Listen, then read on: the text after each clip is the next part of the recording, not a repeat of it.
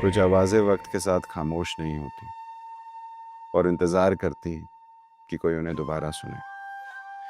मैं हूं रामाकृष्ण दीक्षित और आज मैं आपको वो कहानी सुनाने जा रहा हूं जो इंतजार कर रही है सिर्फ आपका।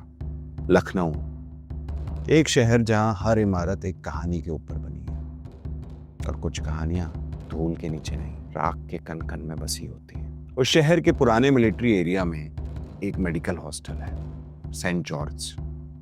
बिल्डिंग बहुत प्राचीन है, लाल ईंटों से बनी, लंबे कॉरिडोर्स, हवेली जैसा गेट। पर ये कोई नहीं बताता कि वो जगह कब्रिस्तान के ऊपर बनाई गई थी।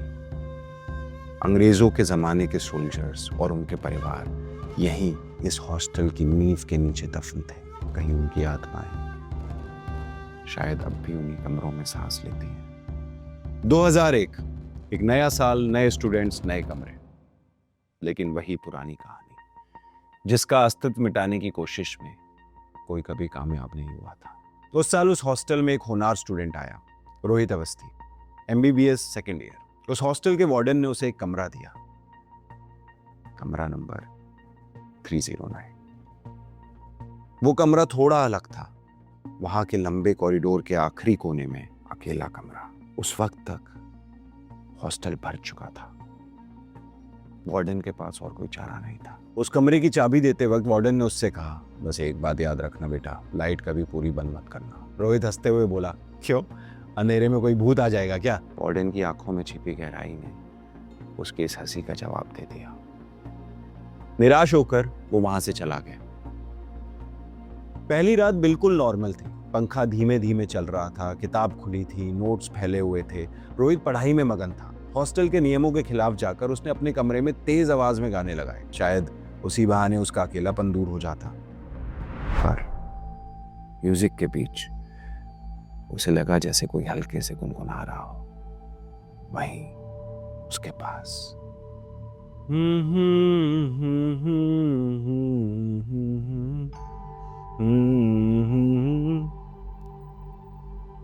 उसने ध्यान से सुना। एक औरत की आवाज थी, बहुत धीरे, जैसे कोई पुरानी लोरी गा रहा हो। उठकर खिड़की के पास गया। बाहर बिल्कुल अंधेरा था, वहां कोई नहीं था।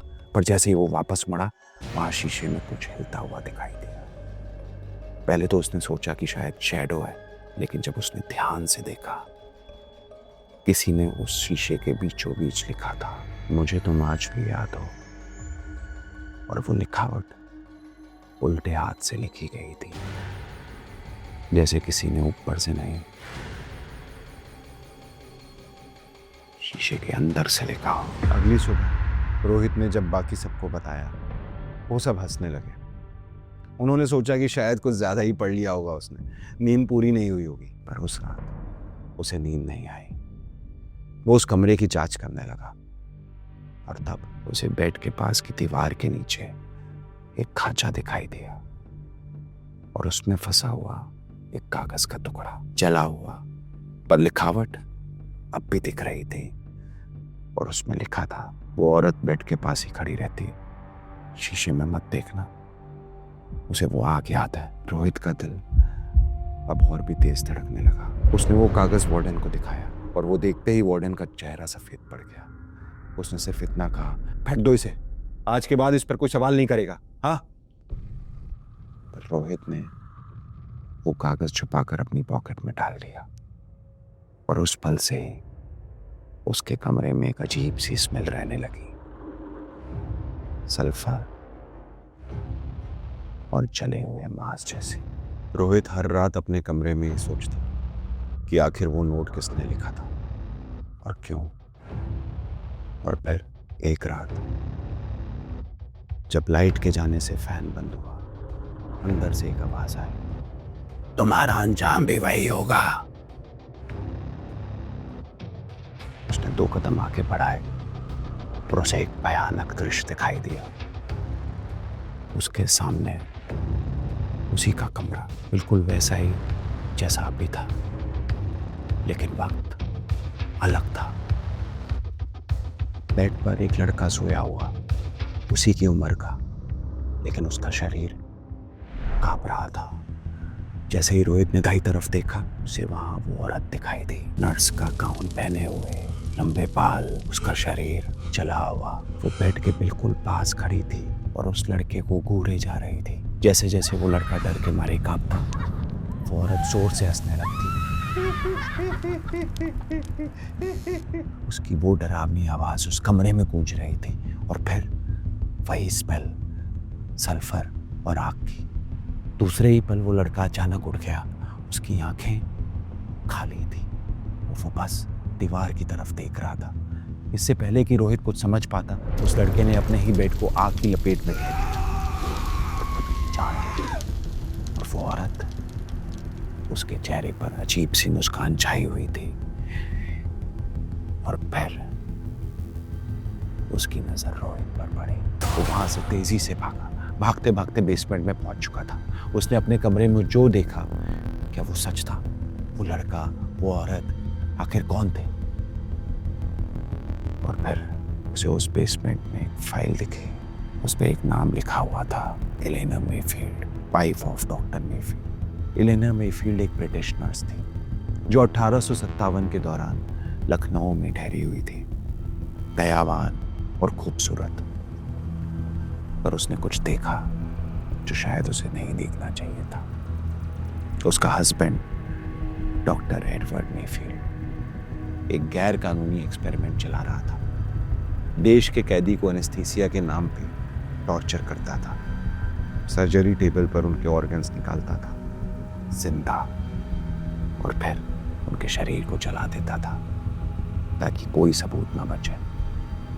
एलेना ने सब रिकॉर्ड कर लिया, लिखा और अपने हस्बैंड के खिलाफ गवाही बनाई, लेकिन उसने कभी पेश नहीं की, क्योंकि उस रात एडवर्ड ने उसे अपने लैब के अंदर बंद कर दिया और पेट्रोल डालकर आग लगा दी। उस आग के अंदर एलेना चीखती रही और जब आवाज बंद हुई तब एडवर्ड ने उसका जला हुआ शरीर वहीं दफन कर दिया, उसकी लैब के नीचे, और उसकी मौत को एक्सीडेंट का रूप दे दिया। उसे वहीं जलाया गया था जहां आज कमरा नंबर 309 खड़ा है। एलेनर के आखिरी शब्द बस एक श्राप की तरह थे। तब से हर मेडिकल स्टूडेंट जो 309 में रहता था, उसके साथ कुछ ना कुछ होता था। किसी का बिस्तर जल जाता, किसी को नींद में घाव मिलते और कुछ कभी उठते ही नहीं। रोहित अब सच पहचान गया था। वो समझ गया कि एलेनर इंसाफ नहीं चाहती, वो बदला चाहती थी। जो उसके साथ हुआ वही हर नए डॉक्टर के साथ हो। वो चाहती थी कि हर इंसान जिन्होंने इंसानी जिस्म को एक्सपेरिमेंट बनाया, उन्हें पता चले कि दर्द क्या होता है। वो फाइल लेकर बाहर की तरफ मुड़ा, लेकिन उसके कदम रुक गए और ठीक उसके सामने खड़ी थी वही नर्स का गाउन पहने, जला हुआ शरीर, आंखों में आग और हाथ में स्कैल्पेल लिए। और उसी वक्त उसका पूरा जिस्म आग में बदल गया। रूम भर गया जलते हुए मांस की स्मेल से, मिरर फट गया और रोहित बेहोश। वो बिल्डिंग एक रिसर्च लैब बन चुकी है, लेकिन हर रात जब पावर कट होता है तो तीसरी मंजिल के विंडो से एक लाइट ब्लिंक करती है, एक पुराने लैंप जैसी। और अगर आप ध्यान से देखो तो एक सफेद सी लाउट नजर आती है। मिरर के अंदर एक जला हुआ चेहरा और लाल आंखें और उसके हाथ में स्कैल्पेल। कहते हैं वो अब भी वेट कर रही है, अपने पति के लिए नहीं, अपने बदले के लिए। हर वो स्टूडेंट जो इंसान को केस बोलता है, उसके लिए एक अलग जला हुआ बेड रखा गया है। रूम नंबर 309 अब भी सील्ड है, लेकिन जब बारिश होती है और हवा ठंडी चलती है तो लोग कहते हैं कि 3rd फ्लोर के विंडो से स्मोक निकलता है, जैसे कोई वहां फिर से जल रहा हो। और उस धुएं के बीच एक आवाज आती है, मुझे वो आग याद है, क्या तुम्हें है? ये कहानी तो यहीं खत्म होती है।